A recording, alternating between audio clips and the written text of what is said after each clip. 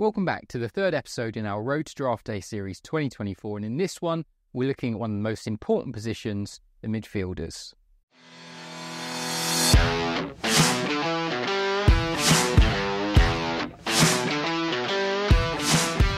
Welcome back to the Draft FC podcast, the podcast website and YouTube channel dedicated to all things official draft FPL. My name is Mitch and I'm your host for the third episode in our Road to Draft Day Series 2024. And in this one, we are going to look at the midfielders. Now, if you find yourself here for the first time, previous two episodes went through the goalkeepers and defenders. So I'd urge you to go and check those out either now or right after you finish this one. It doesn't really matter which order you watch them in. And obviously, we'll be following this episode up soon with a look at the forwards, which I think are going to be really interesting this season. Now, if you're a keen draft FPL player, then I'd urge you to hit the subscribe button because you're going to like what we produce for you over the next few weeks and over the season as a whole. And for those of you particularly playing official FPL draft, then I'd also encourage you to go and have a look at draftfc.co.uk. We've got loads of tools available there for managers of the official draft FPL game that integrate fully with all of the draft leagues that you're playing in, giving you league analytics, an expected points model, which we've basically finalised today, which is going to be out any minute now, may even be out by the time this video airs, predicted lineups, and all of our draft rankings and draft day stuff that you're going to want at the moment. For draft day, you'll be able to see your draft table populate live during the draft if you have that open in a separate tab. In terms of your prep work, you've got all of our Draft FC rankings in there. We've got the official rankings in there just for the sake of comparison. And one of the big features we've got is we distill all of the leagues that are drafting every single day and put those average draft positions into that table too. So not only can you see where we rank people, where the official game ranks people, where you rank people in your own mind, you can see how the rest of the world are rating those players too. Not only that, for each player you can select their individual draft map, and I'll show you an example of that towards the end of this video. Basically shows for that league size every single instance of them being drafted. So not only do you have their average draft pick, but you can actually physically see some of the high points and low points in terms of where they're actually being picked up in real leagues. And for anyone that signs up, whether you're a current member or a brand new member, I'd also encourage you to have a peek at our Refer a Friend feature, which we've given a massive boost to this week. Whereas last year you'd get a £2 credit into your account to come off your subscription fee for every friend that you referred. Currently, if you refer a friend to Draft FC and they sign up, you will get £5 Draft FC credit in your account, and your friend will get 50% off too. So a really good time to use that feature. As I said, for this episode, we are going to look at the midfielders. This is possibly the episode that we could spend hours and hours and hours on. So I've had to try and distill it down to just some points of interest that I think are going to be useful for you. There's a part in the middle which, for the audio listeners, is going to be tricky to follow along with. I'm not going to lie. I'll see how it goes and how well I can sort of describe it as we're going along. Basically, I'm going to act out a bit of a mock draft for a few rounds, which will be really clear and easy to follow for those watching on the video. If I don't think it's any good, I'll probably cut that out. So if you get to that part of the episode and you don't hear anything, it's probably just because it's not there for you. And in which case, head over to YouTube to catch that bit. So without further ado, let's get into it.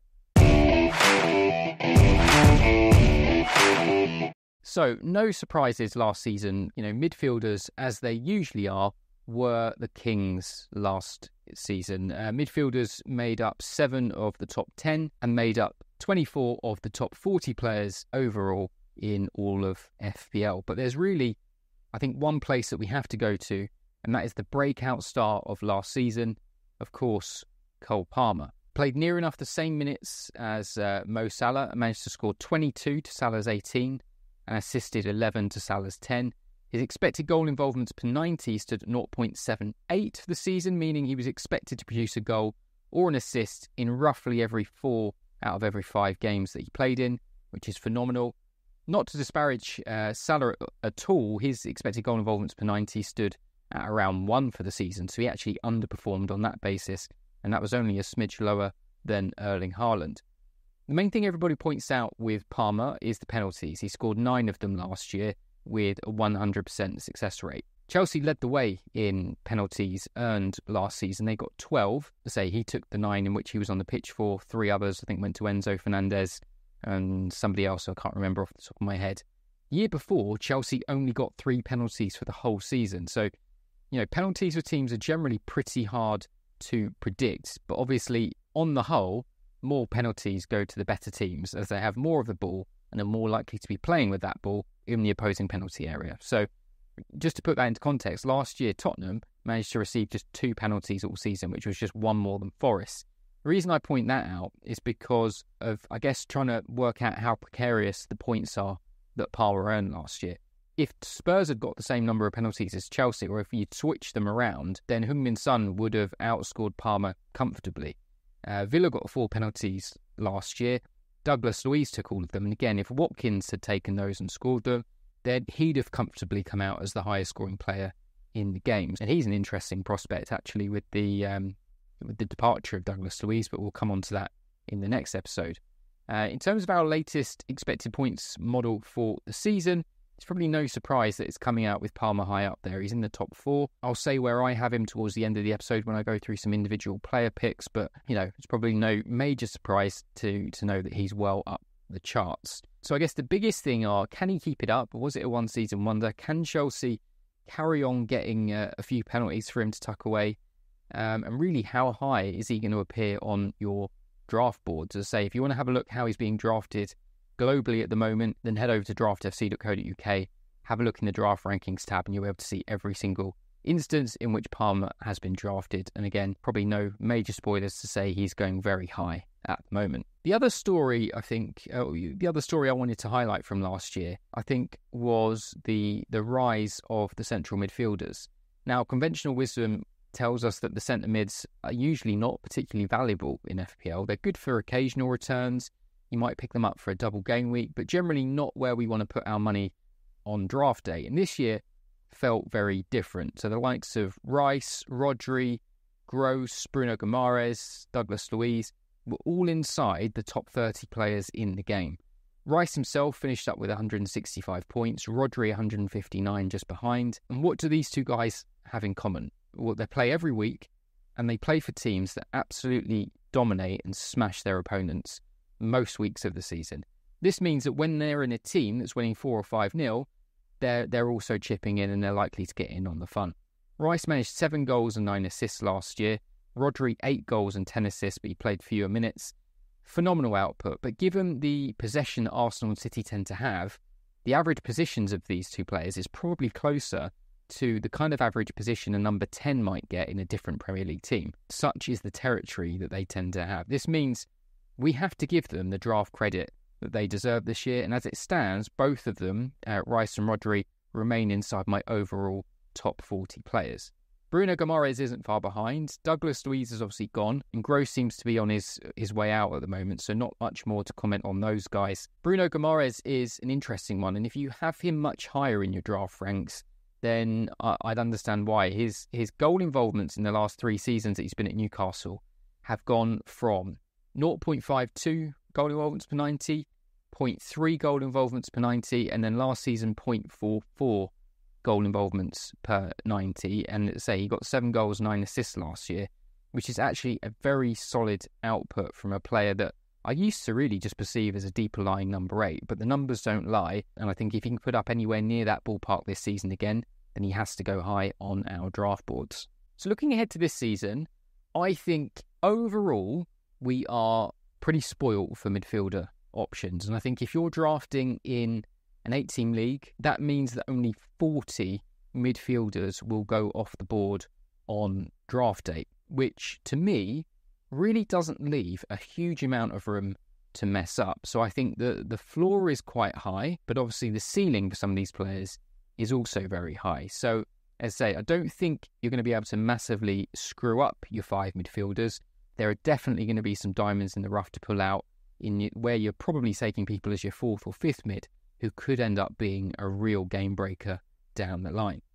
It's why even though we're in the midfielder pod, it seems clear to me that for average size leagues, you have to come out of the first sort of 4 rounds with at least 2 forwards. I think I said something similar in the last episode.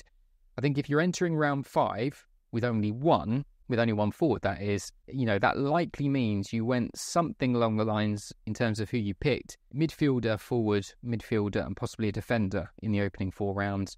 And I think I would try to limit my opening 4 rounds to 2 mids and 2 forwards. I'd make a slight exception for Alexander-Arnold in there, but even then, I would sacrifice a midfielder rather than a forward. And I'd then look to take a couple more midfielders in the next 3 rounds, knowing that I'm still going to get some fairly high upside players, the kind of players that we might expect to get in that bracket. Dominic Szoboszlai, Garnacho, Brennan Johnson, maybe even Hee-Chan Huang or Matoma maybe still be hanging around, which are obviously, potentially excellent players to pick up that late in the draft.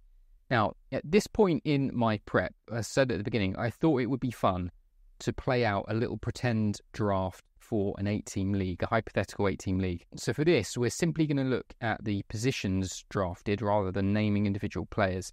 Though, I'll be honest, I have based the picks off of a version of my rankings, so you may be able to guess who some of the personnel are. There are, as I said, a lot of good mids that dominate the opening few rounds, but I want to play this example out as a cautionary tale, really, of how things can unravel if you don't pay attention to the forwards and the positional scarcity that comes with them. So, as I said, this is a hypothetical 8-team snake draft, exactly as it would be on the FPL site. What I think I'll do for those on the audio, which will probably work just as well, is I will include a link to just a still image of the final draft board that I create here, and then you can just follow along as I'm talking through it now.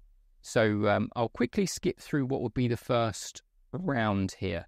So the opening round, we had a forward picked in the very first overall position, a string of mids, another forward by player 7, and then the player on the turn in pick 8 chose a mid and a forward. Let's roll on round 2. So we roll on round 2, and the next 2 players went to an alternate position. So we've now got 3 players at the bottom who have got 1 forward and 1 mid from the opening 2 rounds. The 3 players that drafted first have also done the same thing. So they've all gone a forward, a mid, mid-forward, mid-forward. Players 4 and 5 both picked up a midfielder again in the second round. So they're both sitting on 2 midfielders. Okay. Now, player 1 has gone for another midfielder at the top of the third round on the turn. Now, considering the value, and it probably doesn't take a huge amount of guesswork to guess who that forward would represent. Given the value in that forward, I think going for 2 decent mids at this point is absolutely reasonable given their situation in the draft. If we roll on round 3 a little bit more, and player 2 went for a mid, player 3 picked up a second forward. So player 3 is now on 1 mid, 2 forwards. 4 and 5, neither of them have got a forward yet. Player 4 decides to go straight in for a forward. Now, at this point in the draft, if we just pause here, we've had 2, 4, 6, we've had 8 forwards. So 8 of the top forwards are gone. If you look at your own draft rankings now at the top 8 forwards, cross those off the list and imagine your player number 5, it's not a great spot to be in. At this point in the draft, we've had 8, 16, 20 picks. Now, if you remember from my Defender episode, this is around the point that I had Alexander-Arnold in my overall rankings. So if you were blindly following the rankings, and let's just assume that for a second, Manager 5 does do that, he goes and picks a defender. So as I said, no, I'm not going to pretend who that is or isn't. Let's call that Alexander-Arnold. So player 5 now has 2 mids and a defender. As we roll on further, we can see that the bottom 2 players have both each now picked up another forward. So player 8 on the turn went mid-forward. So player 8 going up into the 4th round now has 2 mids and 2 forwards, which to my mind is very well balanced. If we roll it on another time, player 7 has the same, 2 mids and 2 forwards. As we're now coming up to player 5 again, so we're now round 4, and they've got 2 mids and a defender. Now, you're probably looking at the board. In the time it's taken for the turns to turn around, you've gone and eyed up some of how the other teams are shaping up. You've looked at all the forwards that are sitting in their teams, along with some decent midfielders. And obviously, you're going to be happy with your midfield and probably happy with Trent, but going to be starting to really panic about the forward situation. So as I highlight here, player 5 is now pretty much forced to pick up the 11th best forward, and that player, has to be his top forward for the season.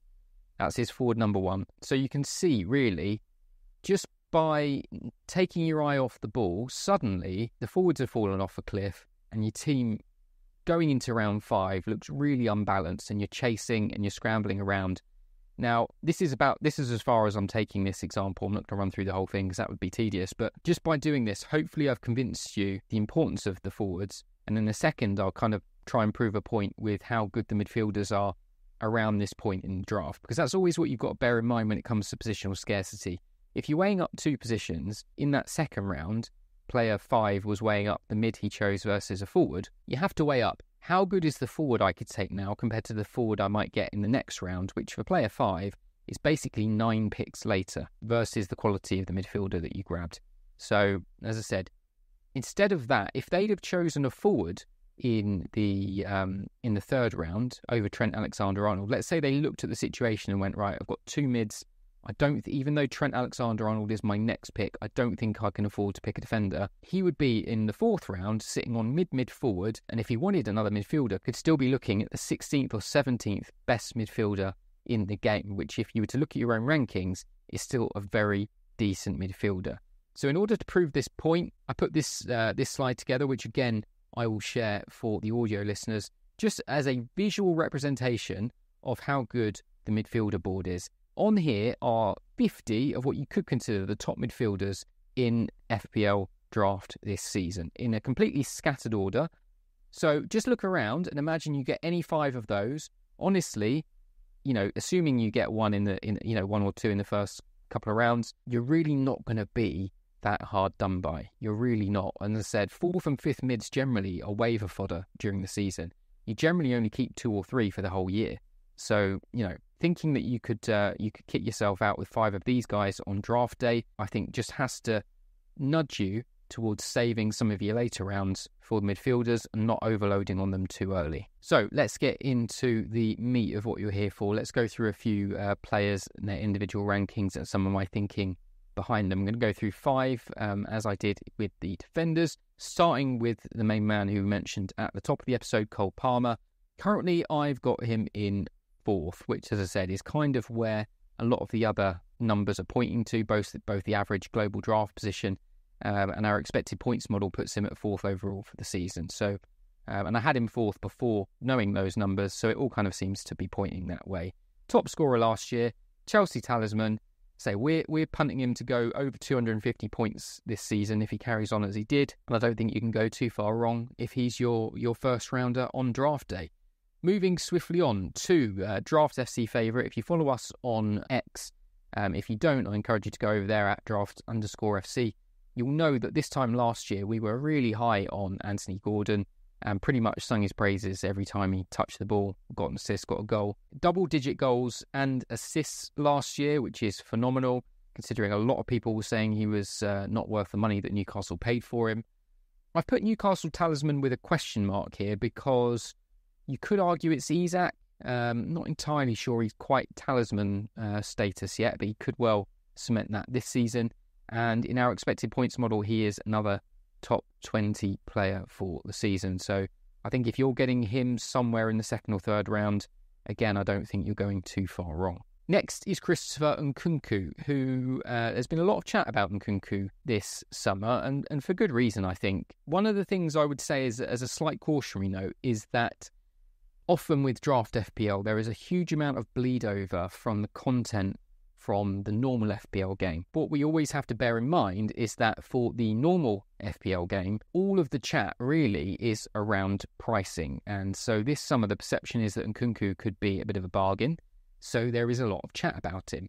If Nkunku had come into FPL priced at 9 or 10 million, nobody would be talking about him. So just bear that in mind as to why it might seem like there's a lot of noise there. But I think the reason there is a lot of noise there is because he's still a bit of an unknown. The ceiling is incredibly high, but I would say the floor is quite low. Just 430 Premier League minutes last year due to injuries. If we look before his time at Chelsea, which we were doing this time last year, the 4 seasons he was at Leipzig, he averaged around 0.8 non-penalty expected goal involvements per 90. So again, expecting to get a goal or assist 4 out of every 5 starts that he had in that league. Now, as I was thinking about him, he's probably gone up and down in my rankings as much as anybody. So I already sort of assumed that there would be huge differences in the valuations on draft day. I reckon if you went and got 5 different draft rankings from other content creators or whoever, he'll be one of the players where there's absolutely massive swings in opinion. Some could have him higher than me, some could have him a hell of a lot lower than me. So at the moment, I've got him slotted in around 32 overall, and I'm someone who generally I would say is more on the positive side of what he could do this year. In terms of looking at the huge differences in valuations, as I mentioned earlier too, as part of our draft room, we can see individual draft maps for every single player. So I thought just before recording this, I'll have a peek at Christopher Nkunku's draft map, and I think it perfectly confirms what I just said. So every single number along the bottom represents a draft pick. So you can see the majority are clumped at the moment. This is for 8-team leagues. The majority of the picks are clumped between pick 35 all the way as low as around 70, with a hell of a lot of picks going higher than that and a hell of a lot of picks going lower than that. For 10-team leagues, the average is shifted slightly lower in the graph, and he's probably going a little bit more close to where I have him in my rankings. Now, obviously, we update these tables and this data every single day. It's still fairly early. It's still July at the time of recording this, so we don't have the huge swathes of data that we would normally have come most of your draft days. The number of drafts really picks up as we get into August, which means the amount of data that piles into the table and into these graphs gets a hell of a lot higher.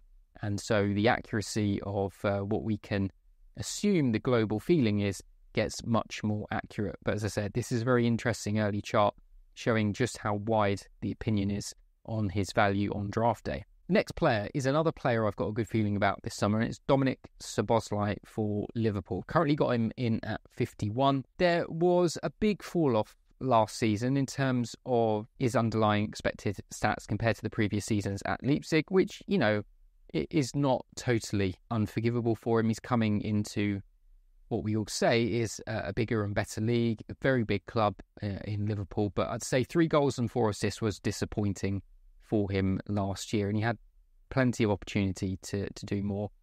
I think in the new system under Slot, he's definitely got the potential to prosper as just an out-and-out number 10 with a lot less of the midfield battling responsibilities and a lot more creative and goal-scoring responsibilities ultimately.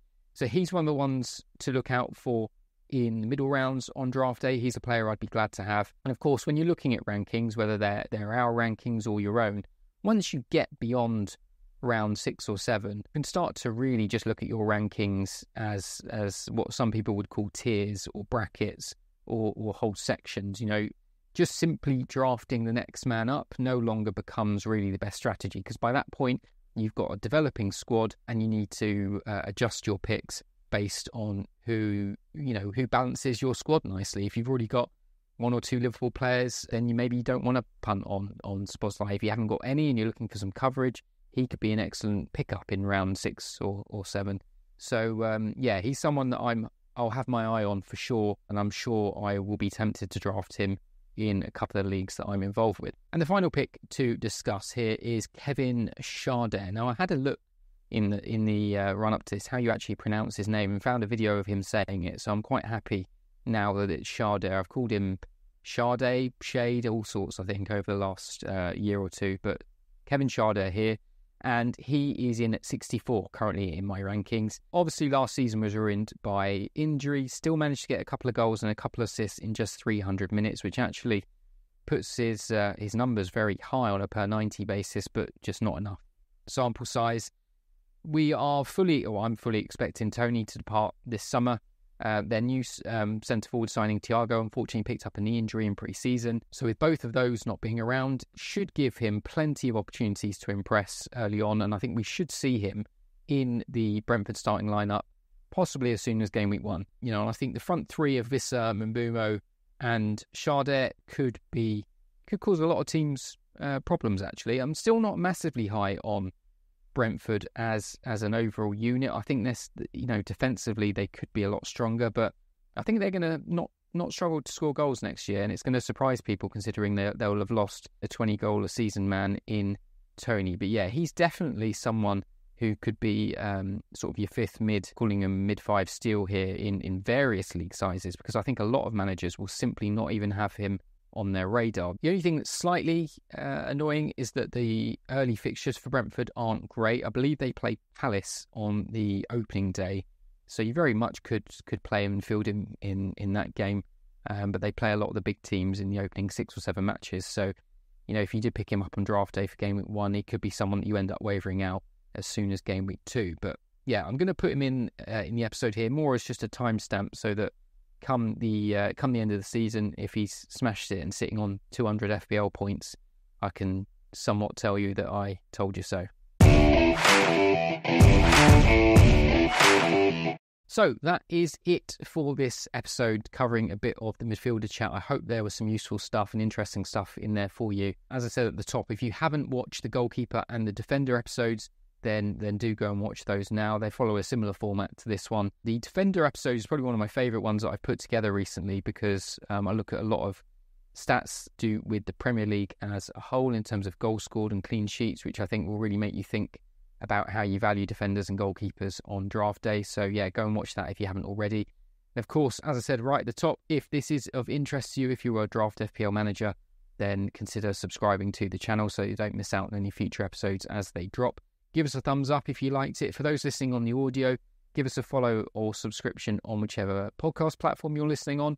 The best way to help us out for the audio listeners is to leave a review, because that helps us get the pod out there to more ears. And if you all do all of the subscribing, liking, following, commenting and reviewing, then we will get to more eyes and ears. We'll be able to grow a lot faster and put more time and resources into all of our stuff to hopefully provide much better content and a much better package together over at draftfc.co.uk, just to make everything bigger and better. So yeah, obviously this is like Christmas time for draft, as we're all waiting for draft day. And as I said before, you can't win the draft on draft day, but you can certainly lose it with some poor drafting. So yeah, if you think you would benefit from having access to our rankings, to the average global picks, having a peek at our expected points, to looking at the player draft maps, etc., then do go over there and sign up for a pre-season pack. Or sign up for an annual subscription, which will include that and get you access for the entire season at a better discounted rate.